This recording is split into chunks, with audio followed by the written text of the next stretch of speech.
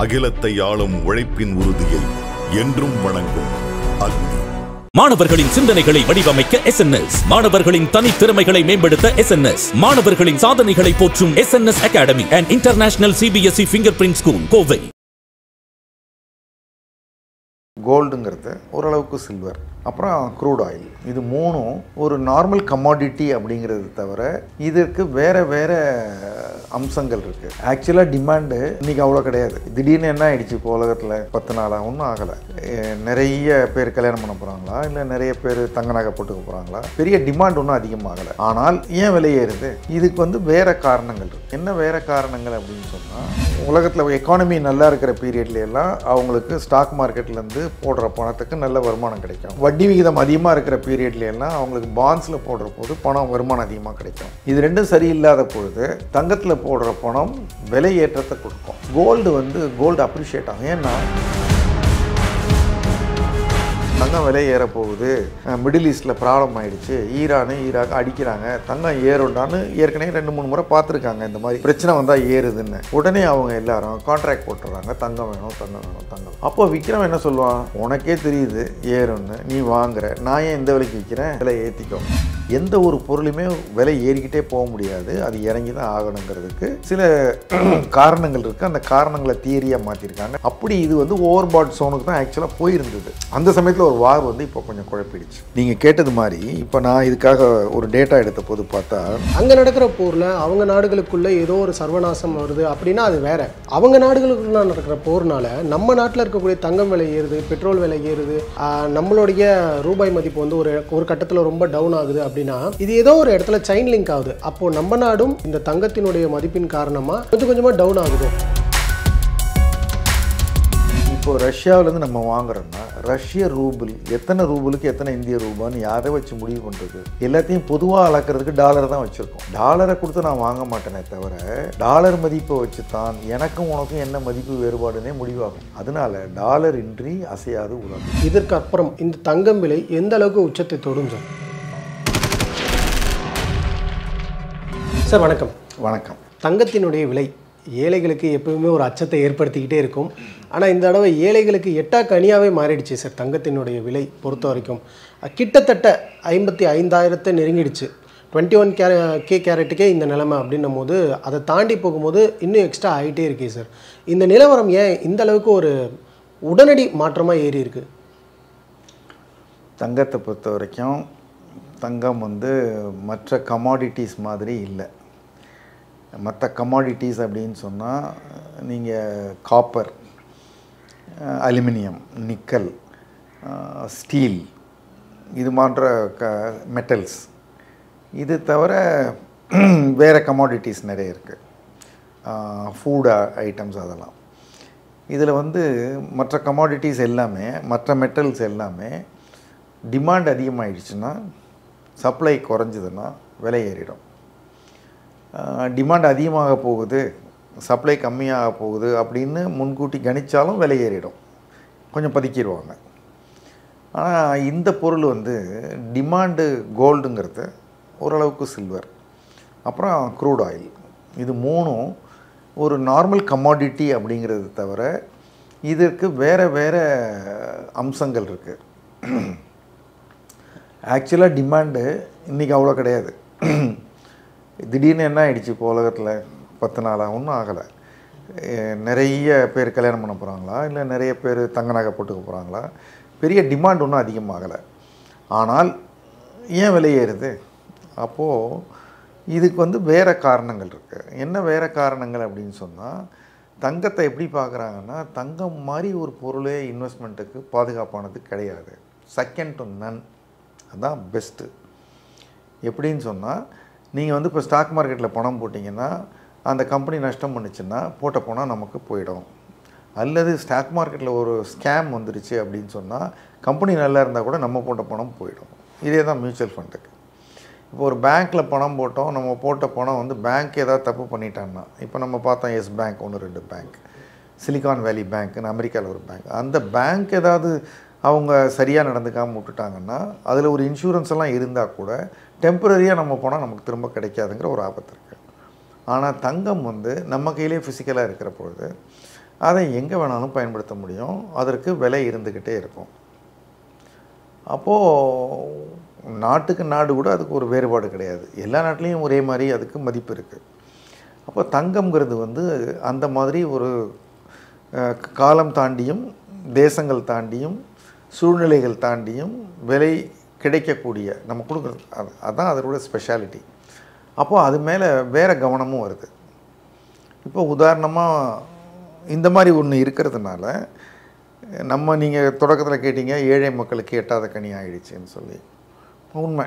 அவங்களுக்கு வந்து 5 gram 10 gram ஒரு சவரன் 2 சவரன் வாங்க வேண்டியவங்களுக்கு விலை ஏறி போச்சு. இப்போ நெருக்கத்தில் திருமணமோ ஒரு விசேஷமோ வளகாப்போ செஞ்சே ஆகணும், தங்கம் வாங்கியே ஆகணும்னா வேறு வழி கிடையாது. இந்த விலையில் அவங்க வாங்கணும், அவங்களுக்கு சிரமம். திட்டமிட்டு பண்ணுறவங்க முன்னாடியிலேருந்தே வாங்கி வச்சுருப்பாங்க. அவங்க வாங்கின தங்கத்துக்கு விலை ஏறிடுச்சு, வாங்க போகிற தங்கம் தான் இனி கொஞ்சம் கூட விலை கொடுத்து வாங்கணும், அவ்வளோ சிரமம் கிடையாது. ஆனால் இவர்களையெல்லாம் தாண்டி இப்போது சமீபத்தில் பார்த்திங்கன்னா 2023ஆம் ஆண்டு ஒரு ஆண்டில் மட்டும் உலகத்தில் இருக்கிற சென்ட்ரல் பேங்க்ஸ், நம்மளுடைய central bank reserve bank of India, அது மாதிரி அமெரிக்காவில் ஃபெடரல் ரிசர்வ், ஐரோப்பிய யூனியனுடைய சென்ட்ரல் பேங்க், இந்த சென்ட்ரல் பேங்க்ஸ் எல்லாம் சேர்ந்து வாங்கினது மட்டும் 2023 மட்டும் அவங்க வாங்கினது 1037 டன், 1037 டன்ஸு ஒரு கேலண்டர் இயரில். அதுக்கு முதல் வருஷம் வந்து அதை விட கொஞ்சம் குறைவு தான். ஸோ இந்தியா மட்டுமே 2023 ரிசர்வ் வங்கி 1 டன் தங்கம் வாங்கியிருக்கு, 1 டன். இது மாதிரி அரசாங்கங்கள் வாங்குவாங்க, பெரிய அளவில் வாங்குவாங்க. எல்லா சேரமும் எல்லா அரசாங்கமும் வாங்கலை. அதே மாதிரி அவங்க மார்க்கெட்டில் வாங்க மாட்டாங்க, இன்னொரு அரசாங்கம் தான் விற்கிது, பெரிய லெவலில் வச்சுருக்கவங்க. ஸோ அவங்களும் மார்க்கெட்டில் இருக்காங்க. நம்ம மட்டும் இல்லை, கடைக்கு போகிற நம்ம மட்டும் இல்லை, அவங்க இருக்காங்க. அது தவிர பெரிய இன்வெஸ்டர்ஸு அவங்களுடைய மொத்த பணத்தை கொண்டு போய் அவங்க இன்வெஸ்ட் பண்ணுற போது ஒரு போர்ட்ஃபோலியோன்னு வச்சுக்கிறாங்க. ஸோ ஒரு மீல்ஸுனால் ஒரு சப்பாத்தி, ஒரு ஸ்வீட்டு, ஒரு ரைஸ் இருக்கிற மாதிரி ஒரு இன்வெஸ்ட்மெண்ட்டுன்னா கொஞ்சம் ஸ்டாக்ஸு, கொஞ்சம் ஃபிக்ஸடு பாண்ட்ஸு, அதுக்கப்புறம் கோல்டு. ஸோ கோல்டும் ஒரு பார்ட்டாக வச்சுக்கிறாங்க. அப்போது ஒரு உலகத்தில் எக்கானமி நல்லா இருக்கிற பீரியட்லையெல்லாம் அவங்களுக்கு ஸ்டாக் மார்க்கெட்லேருந்து போடுற பணத்துக்கு நல்ல வருமானம் கிடைக்கும். வட்டி விகிதம் அதிகமாக இருக்கிற பீரியட்லையெல்லாம் அவங்களுக்கு பாண்ட்ஸில் போடுற போது வருமானம் அதிகமாக கிடைக்கும். இது ரெண்டும் சரியில்லாத பொழுது தங்கத்தில் போடுற பணம் விலை ஏற்றத்தை கொடுக்கும், தங்கத்துலேருந்து வருமானம் வராது. இப்போ பாண்டில் போட்டிங்கன்னா ஒரு வட்டி வரும், ஸ்டாக்கில் போட்டால் டிவிடெண்ட் வரலாம். பாண்டு விலை ஏறாது, ஆனால் விலை ஏறலாம், கொஞ்சோண்டு ஏறும், இது ஏறும் ஸ்டாக்ஸு. கோல்டு அப்ரிஷியேட் ஆகும். ஏன்னா இந்த மாதிரி ஒரு எல்லாருக்குமே ஸ்டாக் மார்க்கெட் மேலே ஒரு சங்கடம் வந்துருச்சு, இனிமேல்ட்டு இது ஏறாது. நம்ம பார்த்தோம் 2008 சப்ரைம் பிரச்சனையும் போது, 2000 டாப் கான் பஸ்ட்டும் போது, அப்படி எல்லோரும் பங்குச்சந்தையை வெறுக்கிற பொழுது, இந்த கொரோனா போது, அப்படி எல்லாம் என்னென்ன டக்குன்னு எல்லோரும் ஐயோ பங்குச்சந்தையிலேருந்து வெளியில் வந்துடணும்ப்பா, வித்தாச்சு வாங்கியாச்சு, கேஷாக வச்சுருந்தா விலையேறாது, அப்போ இது கேஷும் மதிப்பு குறைஞ்சாலும் குறைஞ்சிரும், பேசாமல் தங்கத்தை வாங்கிறேன்னு விலையை வாங்குகிறாங்க. அப்படி நடந்ததுனால தான் நீங்கள் பார்த்தீங்கன்னா நான் சொல்கிறது 24 கேரட் தங்கம் 2019ஆம் வருஷம் 1 கிராம் 3522, 2020ஆம் வருஷம் 1 கிராம் 4865. இது வந்து பார்த்திங்கன்னா அது ஒரு வருஷத்துக்குள்ளார அவன் எவ்வளோ ஏறி இருக்கான்னு பாருங்கள். அப்போது ஏன்னா கொரோனா பிரச்சனை, ஸ்டாக் மார்க்கெட் நல்லா இருக்காது, ப்ரொடக்ஷன் இருக்காது, விற்பனை இருக்காது, எல்லாம் சரி இருக்காதுன்னா தங்கம். அப்போ பெரிய முதலீட்டாளர்கள் ஒரு பகுதியாக தங்கத்தை வச்சுக்கிறாங்க, ஆனால் எல்லா நேரமும் தங்கத்தினுடைய முதலீட்டை அதிகரிக்க மாட்டாங்க. ஸ்டாக் மார்க்கெட்லாம் நல்லா வந்தால் தங்கத்துலேருந்து கொஞ்சம் பணத்தை வெளியில் எடுத்து ஸ்டாக்கில் போடுவாங்க. ஸ்டாக் மார்க்கெட்லாம் கெட்டு போச்சு அப்படின்னு சொன்னால் அவங்க ஸ்டாக் மார்க்கெட்டில் இருக்க பணத்தை எடுத்து தங்கத்தில் போடுவாங்க. அப்போ அந்த பெரிய ஆளுங்க அந்த மாதிரி ஒரு மூமெண்ட்டில் நம்ம சொல்கிறப்போ மேட்டூர் அணை திறந்து விட்டால் கடைக்கோடி வரைக்கும் தண்ணி வருது இல்லை, அது மாதிரி இவங்க வந்து பங்குச்சந்தையிலேருந்து மூடிட்டு, இந்த ஷட்டரை மூடிட்டு தங்கத்துக்கு ஷட்டரை அவங்க திறந்தாங்கன்னா அவங்கக்கிட்ட இருக்கிற பணம் பாஞ்சுதுன்னா ஒரு குறுகிய காலத்தில் நிறைய பணம் வர்றதுனால தங்கத்துடைய விலை ஷூட்டப் ஆகும். இது தவிர இது மாதிரியெல்லாம் வந்து பெரிய முதலீட்டாளர்கள், பெரிய அரசாங்கங்கள் வாங்க போகிறாங்க அப்படின்னு தெரிஞ்சால், இதை முன்கூட்டி கணிக்க முடிஞ்சால், கணிக்கத்தான் வர்த்தகம் பண்ணுறதுக்குன்னே நிறைய பேர் இருக்காங்க. எப்படி வந்து நம்ம ஷேரை வாங்குகிறோம், அதை ஃபியூச்சர்ஸ் அண்ட் ஆப்ஷன்ஸில் வாங்குகிறோம், அந்த மாதிரி கமாடிட்டி மார்க்கெட் இந்தியாவிலையும் இருக்குது, MCX இருக்குது, இன்னும் சில எக்ஸ்சேஞ்சஸ் இருக்குது. நீங்கள் தங்கத்தை ஃபிசிக்கலாக வாங்காமல் நீங்கள் ஒரு கான்ட்ராக்ட் போட்டால் போதும். இப்போ நீங்கள் 100 ரூபாய்க்கு தங்கம் வாங்கணுன்னா 20 rupees நீங்கள் மார்ஜின் கட்டினா போதும். அந்த 20 rupees மார்ஜினை வச்சுக்கிட்டு 100 rupees நீங்கள் தங்கம் வாங்கினதா உங்களுக்கு கான்ட்ராக்ட் கொடுத்துருவாங்க. நீங்கள் அதை வாங்கின அடுத்த நிமிஷமே நீங்கள் அதை விற்கிறதுனா கூட அந்த குறிப்பிட்ட பீரியடுக்குள்ளார, அதுக்கு மேலே போக முடியாது, அதுக்குள்ளார எப்போ வேணாலும் நீங்கள் விற்றாலும் அதில் விலையேற்றம் இருந்தால் 100 ரூபா வாங்கின தங்கத்துக்கான விலையேற்றத்தை உங்களுக்கு கொடுத்துருவாங்க. நீங்கள் கொடுத்த பணமே 20 ரூபா தான். அப்போது என்ன நினைக்கிறாங்கன்னா, கையில் வந்து 100 ரூபாய்க்கு தங்கம் வாங்குற அளவுக்கு கையில் பணம் வச்சுருக்கவங்க 500 ரூபாய்க்கு தங்கம் வாங்குறாங்க, வாங்காமலே வாங்குறாங்க. அப்போ இது மாதிரி பல பேரும் உள்ளே பூந்து தங்கம் விலை ஏறப்போகுது, மிடில் ஈஸ்டில் ப்ராப்ளம் ஆகிடுச்சு, ஈராக் அடிக்கிறாங்க, தங்கம் ஏறுண்டான்னு ஏற்கனவே 2-3 முறை பார்த்துருக்காங்க. இந்த மாதிரி பிரச்சனை வந்தால் ஏறுதுன்னு உடனே அவங்க எல்லாரும் கான்ட்ராக்ட் போட்டுடுறாங்க, தங்கம் வேணும் தங்கம் வேணும் தங்கம் வேணும். அப்போது விற்கிறவன் என்ன சொல்லுவான், உனக்கே தெரியுது ஏறுன்னு, நீ வாங்குற, நான் ஏன் இந்த விலைக்கு விற்கிறேன், விலை ஏற்றிக்கோ, இன்னும் ஏற்றிக்கோ, இன்னும் ஏற்றிக்கோ. ஒரு பக்கம் கமாடிட்டி எக்ஸ்சேஞ்சில் தங்கம் விலை ஏறுது, இன்னொரு பக்கம் இந்த மாதிரி பிரச்சனைகள்லாம் வந்ததுன்னா, உலகத்தில் பிரச்சனை வந்ததுன்னா நம்ம கோல்டு ரிசர்வ்ஸ் இருந்தால் தாண்டா காப்பாற்றிக்கலான்னு அரசாங்கங்களும் வாங்கினாங்களா இப்போன்னு தெரியல, நமக்கு வாங்கியிருக்கலாம், வாங்காமலும் இருக்கலாம். அவங்க நார்மல் மக்கள் என்ன பண்ணுறாங்கன்னா, ஐயோ நான் வாங்கணும்னு நினச்சேன் வாங்காம விட்டேன், ஏறுதுன்னா ஏறுன்றாங்க, நானும் வாங்குறேன். அது ஒரு ஸ்மால் பர்சன்டேஜாக கூட, நம்பர் ஆஃப் பீப்புள் அதிகம், குவான்டிட்டி மொத்தமாக சேர்த்தா ஓரளவுக்கு தான். ஆனால் நம்பர் ஆஃப் பீப்புள் கம்மியாக இருக்கிற இன்வெஸ்டர்ஸ் நிறைய வாங்கிறாங்க. ஆக தங்கம் என்பது ஒரு சாதாரணமான நகை அல்ல, தங்கம் என்பது ஒரு சாதாரணமான மெட்டல் அல்ல, கமாடிட்டி. மற்ற இரும்பு ஸ்டீல் மாதிரி டிமாண்டை வச்சு மொத்தமே ஏறுறதுக்கு பிரச்சனை வந்தால் ஏறுற ஒரு பொருள் இப்போது பிரச்சனை வந்திருக்குது. ஏற்கனவே ரொம்ப நாளாக உக்ரைனுக்கும் ரஷ்யாவுக்கும் நடக்கிற போர் இப்போதைக்கு வந்து அது ஒரு ட்ரோன்ஸு அந்த மாதிரி ஏஐ வச்சு பண்ணிகிட்ருக்கிறதுனால, அதனுடைய நாசகாரம் வெளியில் ரொம்ப தெரியாததுனால, அதுலேருந்து வரக்கூடிய சப்ளை செயின் டிஃபிகல்ட்டியெல்லாம் இவங்க ஓவர் கம் பண்ணிட்டதுனால அதற்காக தங்கம் விலை ஏறலை. பாலஸ்டைன் ஈராக்குக்காக ஒரு குதிச்சுது, பட் ஆனால் அது அவங்களுக்குள்ள லோக்கலைஸ்டு வாராக இருந்த வரைக்கும் அது பயப்படல. இப்போதைக்கு ஈரான்கிற ஒரு இன்னொரு பார்ட்டி இறங்கியிருக்காரு. அந்த இன்னொரு பார்ட்டி கையில் நியூக்ளியர் இருக்குது, இஸ்ரேல்கிட்டையும் நியூக்ளியர் இருக்குது. இது வரைக்கும் பாலஸ்டைன்ட்டு அது கிடையாது. ஸோ அதனால் ஒருத்தர் நீ அடித்தா நான் அடிப்பேன், நான் அடித்தா அடிப்பேன்னு 2 பக்கமும் முட்டிக்கிட்டு நிற்கிறாங்க. அப்போது இது எப்படி வேணாலும் மாறலாம். அடிச்சிட்டான், ஏற்கனவே ஈரான் அடிச்சிட்டான், இவங்க இஸ்ரேல் திருப்பி அடிச்சிட்டாங்க, நெக்ஸ்ட்டுக்கு ரெடின்னு சொல்கிறாரு அவர். ஸோ இந்த மாதிரி சுச்சுவேஷனில் டெஃபினட்டாக கோல்டு வந்து ஒரு சார்ட் ஆஃப்டராக தான் இருக்கும். அதுதான் இப்போ நடந்துட்டு. சார், இந்த ஒரு சமயத்தில் நீங்கள் குறிப்பிட்டிருந்த மாதிரியே இரு நாடுகளுக்கு இடையில் போர் நடக்குது. இந்தியா இப்போது இம்போர்ட் பண்ணக்கூடிய தங்கத்தில் ரொம்ப பெருமளவு ஒரு பங்கு வகிக்குதுன்னு சொல்லலாம். இப்போ வெளிநாடுகள்லேருந்து இம்போர்ட் பண்ணுற இந்த தங்கம் இருக்கு இல்லையா, இது கொஞ்சம் கொஞ்சமாக விலையேறும் பட்சத்தில் இங்கே இருக்கக்கூடிய தங்கத்தினுடைய மதிப்பும் விலையேறுது அப்படின்னா எந்த மக்களாலையும் வாங்க முடியாது இல்லையா? அது பணக்காரங்களாக இருந்தாலுமே சரி இல்லையா? ஏன்னா அவங்களுமே ஓரளவுக்கு தான் வந்து அதை அகாமடேட் பண்ண முடியும். அதன் பிறகு சரி தங்கம் வேண்டாம், அதுக்கு மேலே வேறு ஒரு இதுக்கு போகலாம்னு அவங்களுக்கு எண்ணம் தோன்றும் இல்லையா? ஆமாம், அதாவது இப்போதைக்கு விலை ஏறுது. எனக்கு தெரிஞ்சு தங்கத்தை முதலீட்டுக்குன்னு வாங்குறவங்க யாரும் இப்போ ஸ்டாக் மார்க்கெட்லாம் விலை ஏறிச்சுன்னா விற்கிறாங்க. எனக்கு தெரிஞ்சு தங்கம் விலை ஏறினதுனால நல்ல விலை, இந்த விலை கிடைக்காதுன்னு விற்கிறவங்க இருக்கிறாங்களான்னு தெரியல எனக்கு. தங்கம் வந்து ஒன் சைடு தான், ஒன் வே டிராஃபிக் மாதிரி. வாங்குவாங்க வச்சுப்பாங்க, வாங்குவாங்க வச்சுப்பாங்க, வாங்குவாங்க வச்சுப்பாங்க, விற்கவே மாட்டாங்களா? விற்பாங்க. எப்போ விற்பாங்கன்னா தேவைக்கு மட்டும்தான் விற்கிறாங்க. அவங்களுக்கு ஒரு அவசர தேவை இருக்குன்னா விற்கிறாங்க. அப்போ விலை ஏறி இருக்கா இறங்கியிருக்கான்னு பிரச்சனை கிடையாது, விற்றுருவாங்க. அதனால் இவங்க சாதாரண மக்கள் விலை ஏற பயந்து வாங்கிட்டு தான் இருக்காங்களே தவிர விலை ஏறினதுனால விற்க மாட்டாங்க. அவங்க சைட்லேருந்து அப்படி ஒரு தண்ணியை கொட்டுற வேலை நடக்காது நெருப்பில். பெரிய முதலீட்டாளர்கள் இது என்ன எப்போ நடக்கும்னா, இந்த மார்ஜின் மட்டுமே கட்டி ரொம்ப அதிகமாக வாங்குறாங்க இல்லையா, அவங்க ஒரு குறிப்பிட்ட பீரியடுக்கு மேலே அவங்கள்ட்ட மார்ஜின் கட்டவே பணம் இருக்காது. அப்புறம் எந்த ஒரு பொருளுமே விலை ஏறிக்கிட்டே போக முடியாது, அது இறங்கி தான் ஆகணுங்கிறதுக்கு சில காரணங்கள் இருக்குது. அந்த காரணங்களை தியரியாக மாற்றிருக்காங்க. டெக்னிக்கலாக ஓவர் பாட் ஓவர் சோல்டுபாங்க, RSIன்னு சொல்லுவாங்க, ரிலேட்டிவ் ஸ்ட்ரென்த் இண்டெக்ஸில் ஒரு 70க்கு மேலே அந்த நம்பர் போயிட்டாலே வாங்குதல் குறையணும், விற்றல் ஆரம்பிக்கும். அதே மாதிரி அது ரொம்ப விற்றுட்டாங்கன்னாலும் ஒரு மோசமான பொருளாக இருந்தால் கூட ரொம்ப விலையாறாங்கன்னா அதுக்கப்புறம் 2 பேர் வருவான் வாங்க. இதுக்கு விட விலை இறங்குமான்னு அப்படி. அதுக்கும் RSI 30 கீழே போனாம்பாங்க. அப்படி இது வந்து ஓவர்பாட் சோனுக்கு தான் ஆக்சுவலாக போயிருந்தது. அந்த சமயத்தில் ஒரு வார் வந்து இப்போ கொஞ்சம் குழப்பிடுச்சு.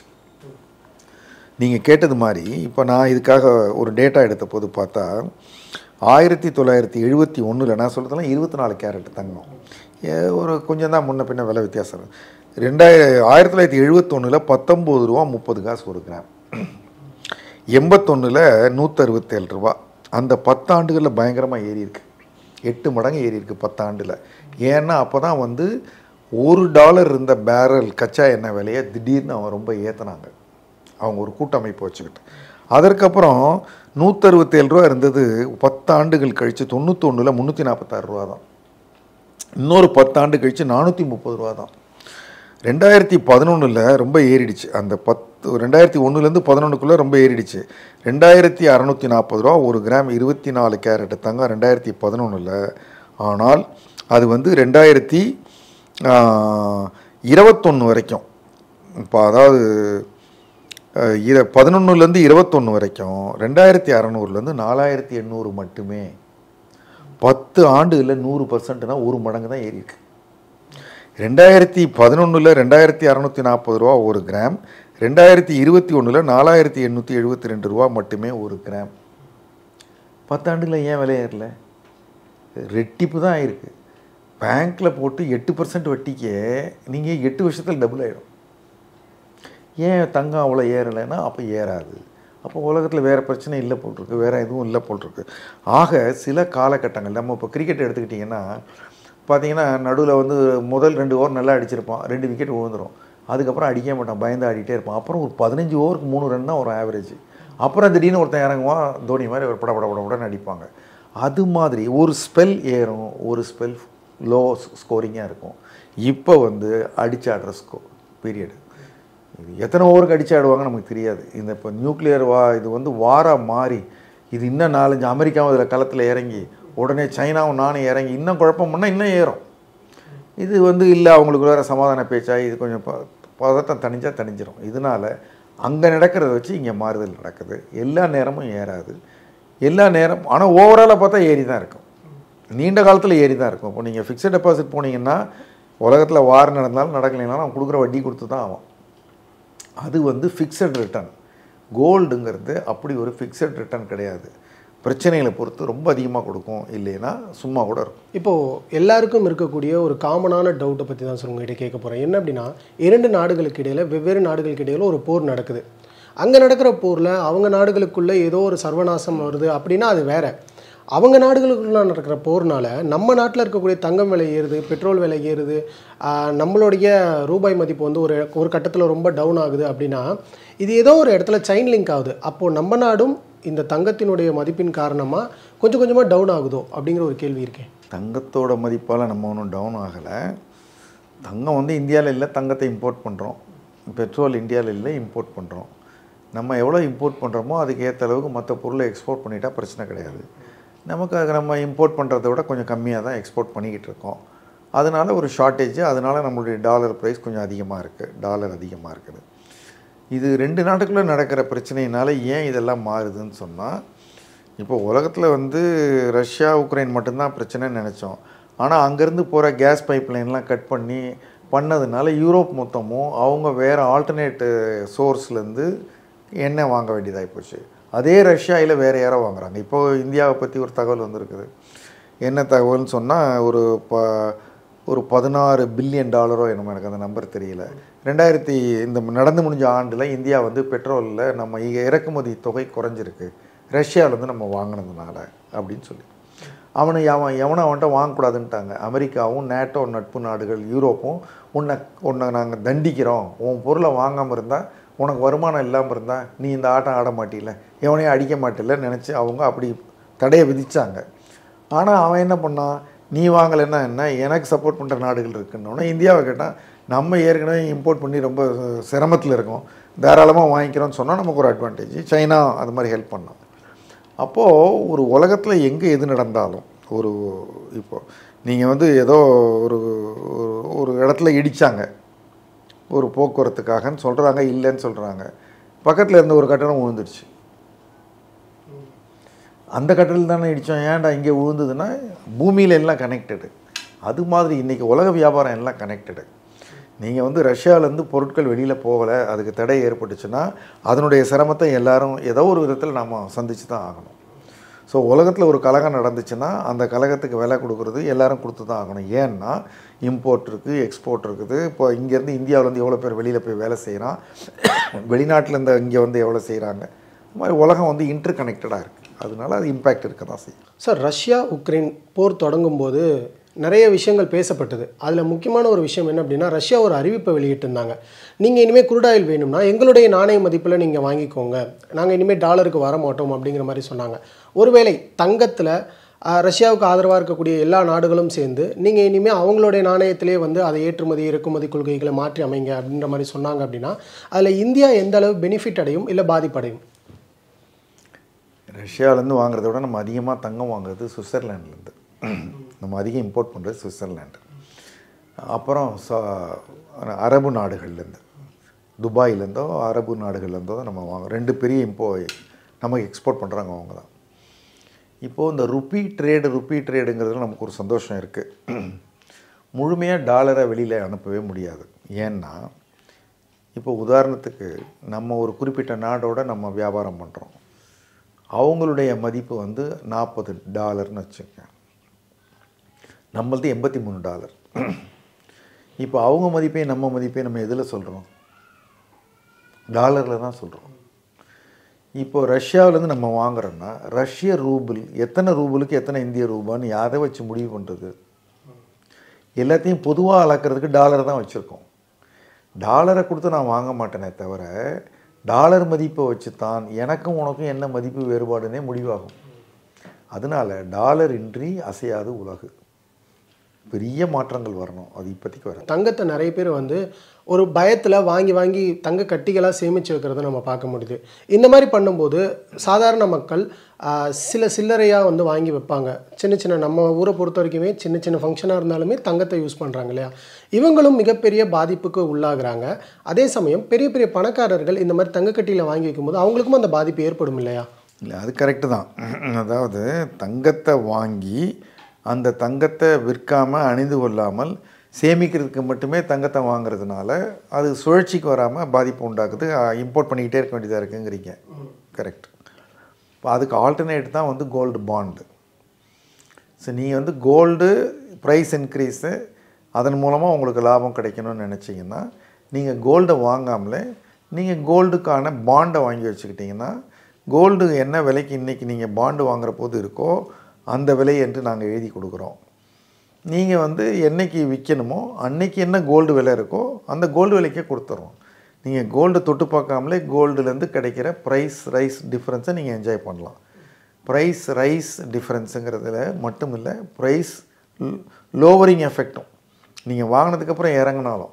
இப்போ கோல்டு பாண்டு வந்து 8 years பாண்டு கொடுக்குறாங்க, கவர்மெண்ட் ஆஃப் இந்தியா கொடுக்குறாங்க, ரிசர்வ் பேங்க்கு. நீங்கள் ஒரு பாண்டு இன்றைக்கி வந்து 5 கிராம் 10 கிராம் வாங்கலாம். 10 கிராமுக்கு இன்றைக்கி என்ன விலையோ அந்த கிராமுக்கு நீங்கள் கொடுத்து பணத்தை கொடுத்துட்டிங்கன்னா உங்கள் பேரை போட்டு கிராம் போட்டு எழுதி கொடுத்துருவாங்க. எஃப்டி போட்டால் 10,000 ரூபாய்க்கு எஃப்டி கொடுக்குற மாதிரி 8 கிராம் டெபாசிட்டுக்கு ஒரு ரெசிப்ட்டு 8 years கழித்து அந்த பேப்பரை நீங்கள் திருப்பி கொடுத்தீங்கன்னா அன்றைக்கி என்ன விலை இருக்கோ அதுக்கு உங்களுக்கு கொடுத்துருவாங்க. நீங்கள் கோல்டை வாங்கலை, கோல்டை வாங்கியிருந்தால் என்ன எஃபெக்டோ அது உங்களுக்கு கிடைக்கிது. இது தவிர பெர் இயருக்கு வந்து 2.5% இன்ட்ரெஸ்ட் கொடுக்குறாங்க. ஸோ இது ஒரு அட்வான்டேஜ். இதனால் கோல்டை வாங்கி பதுக்கிற வேலை கிடையாது, சர்டிஃபிகேட் வாங்கி வச்சுக்கினா போதும். இதை இன்ட்ரடியூஸ் பண்ணி ரொம்ப நாள் ஆகுது. இதை வந்து ஒரு வருஷத்துக்கு இத்தனை முறைன்னு சொல்லி ரிசர்வ் பேங்க் விடுது. நல்ல ரெஸ்பான்ஸ் இருக்குது, நிறைய பேர் அதை வாங்க ஆரம்பிச்சிட்டாங்க. இப்போ அதில் ஒன்றே என்னென்னா அது டிமேட் ஃபார்மில் இருக்கும், அதெல்லாம் கொஞ்சம் புரிஞ்சுக்கணும். இல்லைன்னா அதை திருப்பி வாங்குறதுக்கு தடுமாற வேண்டியது இருக்கும். அதனால் ரொம்ப அதிகமாக படிக்கலை, எலக்ட்ரானிக் விஷயங்களே தெரியாது அப்படிங்கிறவங்க திருப்பி பேசாமல் கோல்டே வாங்கிக்கலாம். Physical gold, internet, password, demat account அதெல்லாம் தெரிஞ்சவங்க இந்த மாதிரி கோல்டு பாண்ட் வாங்கிக்கலாம். என்னோடய இறுதி கேள்வி அவங்ககிட்ட கேட்கணும்னு நினைக்கிறது, இதற்கு அப்புறம் இந்த தங்கம் விலை எந்த அளவுக்கு உச்சத்தை தொடும் சார்? எனக்கு ஒரு கேள்வி இருக்குது உங்ககிட்ட. இப்போது இவங்க ஈரான் ஈராக் போர் என்னைக்கு முடியும் அது தெரிஞ்சு பதில் சொல்லுங்கள். நான் இந்த பதில் சொல்கிறேன். அது இப்போ ஒட்டி தான் அது இருக்குது. உங்களுடைய நேரத்தை பயந்தமைக்கு ரொம்ப நன்றி சார். அகிலத்தை ஆளும் உழைப்பின் உறுதியை என்றும் வணங்கும் அக்னி. மாணவர்களின் சிந்தனைகளை வடிவமைக்க SNS, மாணவர்களின் தனித்திறமைகளை மேம்படுத்த SNS, மாணவர்களின் சாதனைகளை போற்றும் SNS Academy and International CBSE Fingerprint School, Kovai.